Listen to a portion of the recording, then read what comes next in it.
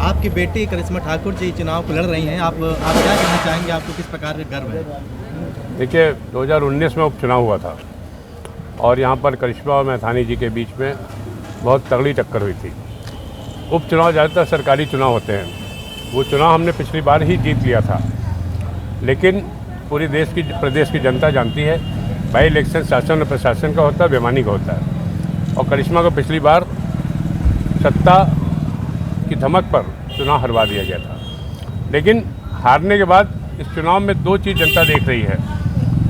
करिश्मा ने रात दिन क्षेत्र को नहीं छोड़ा, मेहनत की, लोगों के सुख दुख में शामिल रही, कोरोना काल में काम किया, संघर्ष करती रही, पुलिस से लड़ती रही, लोगों को उसका हक दिलाती रही। और एक और जो विधायक बन गए वो कोरोना काल में अपने घर बैठ गए, जनता का कोई काम नहीं किया, गोविंद नगर का कोई विकास नहीं हुआ। यहाँ की मलिन बस्तियाँ हैं सबसे ज़्यादा कानपुर में, वहाँ पूरी दुर्दशा हो गई। आज एंटी इनकम्पेंसी है, भाजपा विधायक का विरोध है, भाजपा की महंगाई की नीतियों का विरोध है, भाजपा ने जो बेरोजगारी का वादा किया वो पूरा नहीं किया उसका विरोध है, बेटी बचाओ बेटी पढ़ाओ आंदोलन के तहत भी इन लोगों ने उसका विज्ञापन में पैसा दे दिया। और पूरे देश की जनता ये समझ चुकी है कि ये झूठी सरकार है। इस बार बीजेपी हारने जा रही है। ख़ासतौर पर कांग्रेस पार्टी पूरे उत्तर प्रदेश में अगर सबसे ज़्यादा मजबूत है कहीं तो कानपुर में है, और मेरा ये दावा है कि कानपुर की 5 सीटें कांग्रेस पार्टी जीतेगी इस बार और भाजपा हारेगी। जिस तरीके से प्रियंका जी ने 40% महिलाओं को सीट देने का कोई फर्क पड़ेगा इस सीटों में? देखिए प्रियंका जी ने प्रतिज्ञा की थी कि हम 40% देंगे। दूसरे दल के नेता हमेशा कहते हैं हम 33% महिलाओं का आरक्षण देंगे, लेकिन देता कोई नहीं। सबसे पहला वादा उन्होंने ये पूरा किया कि 40% महिलाएं दी, गिन कर दी, 1 भी प्रतिशत कम नहीं किया। सवाल यहाँ हार जीत का नहीं है। इस देश की नारी पिछड़ी थी, पीड़ित थी, परेशान थी, तो प्रियंका जी ने हार जीत और जाति समीकरण और संप्रदाय समीकरण को नहीं देखा, उन्होंने महिलाओं को आगे लाने का काम किया है। आज वो लड़ेगी, हारेगी, लेकिन कल निश्चित तौर पर अपने पाँव पे खड़े होगी नारी इस देश की और आगे बढ़ेगी। ये उद्देश्य है प्रियंका जी। जो सबसे बड़ा मुद्दा बेरोजगारी का है, इस पर आप क्या कहना चाहेंगे? देखिए बेरोजगारी हमारे देश की एक बड़ी समस्या है।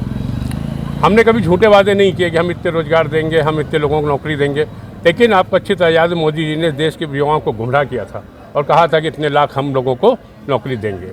लेकिन आज नौकरी के लिए जो तरस रहे हैं, संघर्ष कर रहे हैं, परीक्षाएं देते हैं, निरस्त हो जाती हैं, पेपर आउट हो जाते हैं, और वो बच्चे बाद में प्रदर्शन करते हैं तो लाठियों से पीटे जाते हैं।